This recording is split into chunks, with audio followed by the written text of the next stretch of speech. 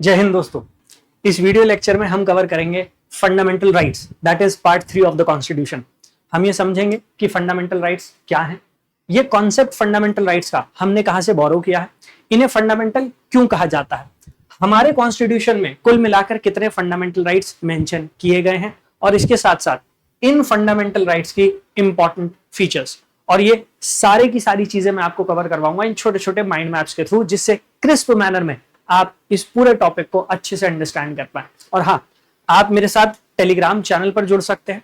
इसी Telegram channel पर इस कॉन्स्टिट्यूशन की सीरीज की जितनी वीडियोस मैं लेकर आऊंगा सबका लिंक आपको मिल जाएगा, तो यहां पर मेरे साथ जुड़ जाइए और पॉलिटी को स्ट्रॉन्ग कर लीजिए। तो चलिए शुरुआत करते हैं फंडामेंटल राइट्स की। सबसे पहले हमारे कॉन्स्टिट्यूशन में फंडामेंटल राइट्स कहां दिए गए, तो part 3 of the constitution article number 12 से लेकर आर्टिकल नंबर 35। अब हमारे कॉन्स्टिट्यूशन में फंडामेंटल राइट्स का ये कॉन्सेप्ट बोरो कहां से किया गया, तो हमने इसे बोरो किया है यूएसए से। एक्चुअली यूएसए के कॉन्स्टिट्यूशन में जो पहले 10 अमेंडमेंट हुए हैं, उन 10 के 10 अमेंडमेंट को कलेक्टिवली कहा जाता है बिल ऑफ राइट्स। हमने इसी बिल ऑफ राइट्स से ये कॉन्सेप्ट बोरो किया कि हमारे कॉन्स्टिट्यूशन में भी फंडामेंटल राइट्स होने चाहिए। But mind you, bill of rights में जो राइट्स दिए गए और हमारे फंडामेंटल राइट्स ये डिफरेंट है। तो ऐसा नहीं है कि हमने कॉपी पेस्ट कर लिया, हमने सिर्फ ये इंस्पिरेशन डिराइव किया कि हमारे कॉन्स्टिट्यूशन में भी फंडामेंटल राइट्स होने चाहिए। अब पार्ट 3 को हम मैग्ना कार्टा के नाम से भी बुलाते हैं। अब मैग्ना कार्टा का मतलब क्या है? मैग्ना कार्टा एक्चुअली 1215 में इंग्लैंड के किंग थे जॉन। इंग्लैंड के जो किंग थे जॉन, उन्होंने वहां पर जो बैरन्स हुआ करते थे, बैरन्स का मतलब बड़े बड़े जमींदार, जागीरदार, तो जो बैरन्स थे उनको कुछ राइट्स प्रोवाइड किए थे, और वो राइट्स प्रोवाइड करने के लिए जो रॉयल चार्टर रिलीज किया गया था, उसी रॉयल चार्टर का नाम था मैग्ना कार्टा। अब उस मैग्ना कार्टा में भी राइट्स थे और हमारे पार्ट 3 में भी राइट्स हैं, इसी वजह से पार्ट 3 को कह दिया जाता है मैग्ना कार्टा। और हाँ, part 3 of the constitution justiciable है। जस्टिसिएबल होने का मतलब यह है कि पार्ट 3 में जो फंडामेंटल राइट्स दिए गए हैं उनको हमारी कोर्ट्स अपने ऑर्डर के थ्रू इन्फोर्स करा सकती है, लागू करवा सकती है। अब जितने भी ये फंडामेंटल राइट्स हमारे कॉन्स्टिट्यूशन में मेंशन किए गए हैं, they are provided equally to all the citizens. Bharat के जितने नागरिक हैं सभी को समानता के साथ ये प्रदान किए जाते हैं, और इसी वजह से ये इक्वालिटी, डिग्निटी और यूनिटी वो इंश्योर करते हैं। अब ये जो फंडामेंटल राइट्स का कॉन्सेप्ट हमने हमारे कॉन्स्टिट्यूशन में जोड़ा है, ऐड किया है, इसका ऑब्जेक्टिव क्या है? तो इसके दो बड़े ऑब्जेक्टिव हैं। सबसे पहला है पॉलिटिकल डेमोक्रेसी। पॉलिटिकल डेमोक्रेसी का मतलब ये हो गया कि सभी को इक्वल पॉलिटिकल राइट्स जो है वो प्रोवाइड किए जाए। और दूसरा है लिमिटेड गवर्नमेंट, मतलब गवर्नमेंट की अथॉरिटी के ऊपर लिमिटेशंस हो, जिससे गवर्नमेंट डिस्पोटिक ना हो जाए। और लिमिटेड गवर्नमेंट को ही एक और नाम से बुलाया जाता है, और वो है कॉन्स्टिट्यूशनलिज्म, संविधानवाद। तो ये दो बड़े ऑब्जेक्टिव हैं जिन्हें फंडामेंटल राइट्स फुलफिल कर रहे हैं। अब जैसा मैंने स्टार्टिंग में कहा था, इन्हें फंडामेंटल क्यों कहा जाता है? भाई राइट्स तो और भी हैं, इन्हीं को फंडामेंटल क्यों कह रहे हो आप? तो इसके पीछे दो बड़े रीजंस है। सबसे पहला, they are provided and protected by the constitution which is the fundamental law of the land. कहने का मतलब ये है कि ये राइट्स हमें हमारा कॉन्स्टिट्यूशन प्रोवाइड भी कर रहा है और कॉन्स्टिट्यूशन इन्हें प्रोटेक्शन भी प्रोवाइड कर रहा है, और इसीलिए मैंने कहा कि ये जस्टिसिएबल है। अभी हम देखेंगे आर्टिकल नंबर 32 जो अपने आप में एक फंडामेंटल राइट है, वो इन्हें स्पेशल प्रोटेक्शन भी प्रोवाइड करता है। तो पहला रीजन हो गया बिकॉज कॉन्स्टिट्यूशन प्रोवाइड कर रहा है और वही प्रोटेक्ट कर रहा है। और दूसरा रीजन इससे भी ज्यादा इंपॉर्टेंट हो जाता है, वो क्या है? They are the most essential in complete और overall development of an individual. एक व्यक्ति के सर्वांगीण विकास में ये सबसे ज्यादा महत्वपूर्ण माने जाते हैं, और इसी वजह से इन्हें कहा गया है फंडामेंटल। अब हमारे कॉन्स्टिट्यूशन में पार्ट 3 के अंदर कितने फंडामेंटल राइट है? तो भाई पहले 7 हुआ करते थे, लेकिन आज की तारीख में 6 फंडामेंटल राइट्स है। There are 6 fundamental rights. कौन कौन से? सबसे पहला है right to equality, article number 14 से लेकर आर्टिकल नंबर 18, जैसे अबॉलिशन ऑफ अनटचेबिलिटी, या फिर इक्वालिटी बिफोर द लॉ, या फिर हमारे यहां गवर्नमेंट जॉब्स में सबके साथ इक्वल ट्रीटमेंट किया जाएगा। ये सारे के सारे जो फंडामेंटल राइट्स हैं वो कहां आ जाते हैं? वो आ जाते हैं राइट टू इक्वालिटी के अंडर।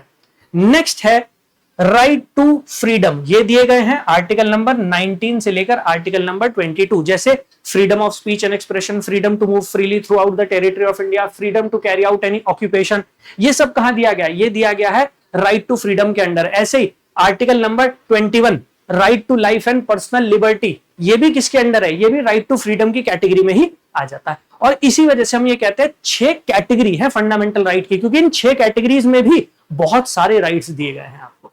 थर्ड है राइट अगेंस्ट एक्सप्लॉयटेशन, शोषण के खिलाफ अधिकार, जिसमें आर्टिकल 23 और 24 आ जाते हैं। 23 जैसे हमारे यहाँ फोर्स लेबर है उसको प्रोहिबिट किया गया है, ऐसे ही चाइल्ड लेबर उसको प्रोहिबिट किया गया है, तो वो सब कहां है? वो 23 और 24 के अंडर है।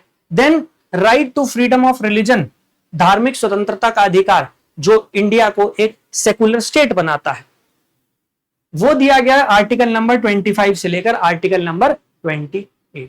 Then cultural and educational right, actually cultural और एजुकेशनल राइट जो आर्टिकल नंबर 29 और 30 में दिए गए हैं, इन्हें हमारे कॉन्स्टिट्यूशन में जो ऐड किया गया था वो किया गया था माइनॉरिटीज को ध्यान में रखते हुए।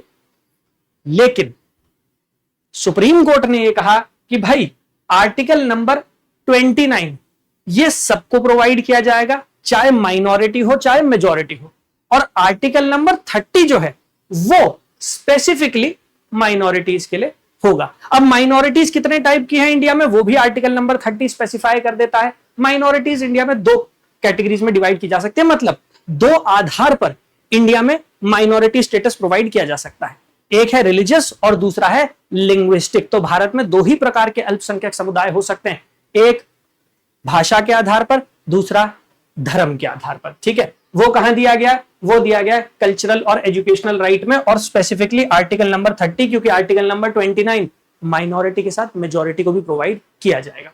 देन राइट टू प्रॉपर्टी, संपत्ति का अधिकार, पहले फंडामेंटल हुआ करता था, अब ये फंडामेंटल राइट नहीं है। पहले ये आर्टिकल नंबर 31 और आर्टिकल नंबर 19(1)(f) उसका हिस्सा हुआ करता था, बट अब नहीं है। इसको 44th कॉन्स्टिट्यूशनल अमेंडमेंट एक्ट 1978 के थ्रू फंडामेंटल की कैटेगरी से बाहर निकालकर एक और आर्टिकल के अंडर इंसर्ट कर दिया गया था, और वो आर्टिकल कौन सा है? वो है आर्टिकल नंबर 300A। तो आज भी राइट टू प्रॉपर्टी एक कॉन्स्टिट्यूशनल राइट है, एक संवैधानिक अधिकार है, लेकिन ये मौलिक अधिकार नहीं है। और फाइनली आपका जो फाइनल फंडामेंटल राइट है वो है राइट टू कॉन्स्टिट्यूशनल रेमेडीज, संवैधानिक उपचार का अधिकार, आर्टिकल नंबर 32। और यही वो आर्टिकल है जो आपके फंडामेंटल राइट्स को स्पेशल प्रोटेक्शन प्रोवाइड करता है, जो उन्हें जस्टिसिएबल बना देता है, जिसकी बात हमने पहले की थी। और इसीलिए डॉक्टर बाबा साहब भीमराव अंबेडकर जी ने कहा था that it is the heart and soul of the constitution, ये संविधान का दिल और संविधान की आत्मा है। अब आ जाते हैं फीचर्स ऑफ फंडामेंटल राइट। तो सबसे पहले some are available only to the citizen, कुछ फंडामेंटल राइट्स ऐसे हैं जो केवल भारत के नागरिकों के लिए ही रिजर्व, जैसे 15, 16, 19, 29, 30। तो ये 5 फंडामेंटल राइट्स ऐसे हैं जो केवल इंडियन सिटीजन्स को प्रोवाइड किए जाते हैं, फॉरेनर्स को नहीं दिए जाते। Then they are not absolute but qualified, ऐसा नहीं है कि ये असीमित है, इनके ऊपर भी प्रतिबंध लग सकते हैं, लेकिन उचित प्रतिबंध। अब कोई प्रतिबंध उचित है या नहीं है, कोई रिस्ट्रिक्शन रीजनेबल है या नहीं है, डिसीजन कौन लेगा? ये डिसाइड करती है हमारी जुडिशरी, तो ये डिसीजन जुडिशरी का होगा। Then all of them are available against the arbitrary action of the state, मतलब सारे के सारे आपका जो स्टेट है उसके अगेंस्ट तो आपको मिल रहे हैं, लेकिन कुछ ऐसे भी हैं जो प्राइवेट सिटीजन्स के अगेंस्ट भी आपको मिल जाते हैं, जैसे आर्टिकल नंबर 17 है abolition of untouchability, article number 23 है मानव तस्करी और बलात् श्रम, prohibition of trafficking in human beings and force labour. ये ऐसे फंडामेंटल राइट्स हैं जो स्टेट के साथ साथ प्राइवेट सिटीजन के अगेंस्ट भी आपको मिलेंगे। Then some of them are negative, some are positive. अब नेगेटिव का मतलब क्या? नेगेटिव का मतलब होता है रिस्ट्रिक्शन लगाना। तो कुछ फंडामेंटल राइट ऐसे हैं जो स्टेट के ऊपर लिमिटेशन लगा रहे हैं, रिस्ट्रिक्शन लगा रहे हैं, लेकिन कुछ ऐसे हैं जो स्टेट को एम्पावर कर रहे हैं, सशक्त कर रहे हैं कि वो नागरिकों के लिए कोई कदम उठा सके। वो क्या हो जाएंगे? वो हो जाएंगे आपके पॉजिटिव। तो जो स्टेट को एम्पावर करेगा वो पॉजिटिव है, और जो स्टेट के ऊपर रिस्ट्रिक्शन लगाएगा वो क्या है? नेगेटिव। और इसी वजह से ज्यादातर फंडामेंटल राइट्स नेगेटिव ही होते हैं, आपके लिए पॉजिटिव है लेकिन स्टेट के पॉइंट ऑफ व्यू से वो नेगेटिव हो जाते हैं। देन जस्टिसिएबल, न्याय संगत, मतलब something that can be enforced by the court of law. हमारी न्यायपालिका उन्हें लागू करवा सकते हैं। तो आर्टिकल नंबर 32 के अंडर अगर आपके फंडामेंटल राइट्स आपसे छीने जा रहे हैं, if they are being violated, आप सीधा सुप्रीम कोर्ट को अप्रोच कर सकते हैं। 226 के अंडर आप हाई कोर्ट्स को अप्रोच कर सकते हैं। Then supreme court is termed as the defender and guarantor of your fundamental right. Article number 32, article number 32 supreme court को आपके फंडामेंटल राइट्स का डिफेंडर और गारंटर बना देता है। इसके साथ साथ they are not sacrosanct, sorry, they are not sacrosanct और परमानेंट। कहने का मतलब यह है कि ऐसा नहीं है कि ये परमानेंट है और इनमें कोई अमेंडमेंट नहीं हो सकता, नहीं, इनमें अमेंडमेंट हो सकता है लेकिन without amending the basic structure of the constitution. मतलब वो फंडामेंटल राइट्स, वो मौलिक अधिकार जो बेसिक स्ट्रक्चर का हिस्सा है, आप उनमें अमेंडमेंट नहीं कर सकते। उनको छोड़कर जो बाकी फंडामेंटल राइट्स है उनमें अमेंडमेंट कर सकते हो। और हुआ भी तो है, अभी मैंने आपको दिखाया था ना, right to property. Right to property क्या था? पहले फंडामेंटल राइट था, आज की तारीख में नहीं है, इसका मतलब अमेंडमेंट हुआ है। So yes, they can be amended, वो सैक्रोसैंक्ट या परमानेंट नहीं है। And finally they can be suspended during the operation of emergency. जब नेशनल इमरजेंसी लगाई जाती है, जब राष्ट्रीय आपातकाल लगाया जाता है, उस समय आपके मौलिक अधिकार जो हैं वो निलंबित किए भी जा सकते हैं। लेकिन दो ऐसे फंडामेंटल राइट हैं जो सस्पेंड नहीं हो सकते, एक है 20 और दूसरा 21। क्या इनके अलावा भी कोई ऐसा फंडामेंटल राइट है जो सस्पेंड नहीं होता during the time of emergency? अगर है तो कमेंट सेक्शन में बता देना और वीडियो को लाइक कर देना, हाइप दे देना। हाइप दे दोगे तो रीच बढ़ जाएगी, ज्यादा एस्पिरेंट्स तक हम पहुंच पाएंगे। इसके साथ साथ टेलीग्राम चैनल, जैसे मैंने बताया, टेलीग्राम चैनल पर आप मेरे साथ जुड़ सकते हैं। यहां पर जितनी इस सीरीज में मैं वीडियो लेकर आ रहा हूं सारी की सारी, उनका लिंक आपको यहां पर मिल जाएगा। कंप्लीट कॉन्स्टिट्यूशन आपका कवर हो जाएगा। और अगर आप और डिटेल में जाकर प्रीलिम्स और मेंस के पॉइंट ऑफ व्यू से इन्हें कंप्लीटली कवर करना चाहते हो, इनकी डायमेंशंस को अंडरस्टैंड करना चाहते हो, तो आप मेरे साथ बैचेस में भी जुड़ सकते हो। उसके लिए आपको क्या करना है? उसके लिए आपको जाना है हमारी वेबसाइट पर, यूपीएससी टॉपर्स हब। तो गूगल पर चले जाओ, जाकर टाइप कर दो यूपीएससी टॉपर्स हब। वेबसाइट पर जब आप लॉग इन कर लोगे तो टॉप पर यहाँ पर आर कोर्सेज का ऑप्शन है, वहां चले जाना। सारे के सारे बैचेस आपके सामने आ जाएंगे, इनमें आप एनरोल कर सकते हो। कोई डाउट है अगर किसी भी बैच को लेकर, व्हाट्सएप का ऑप्शन है, यहां पर क्लिक कीजिएगा। जो भी आपके डाउट है आप टीम के साथ कनेक्ट कर लेंगे और रिजॉल्व हो जाएंगे। Alright, all the very best, thank you, जय हिंद।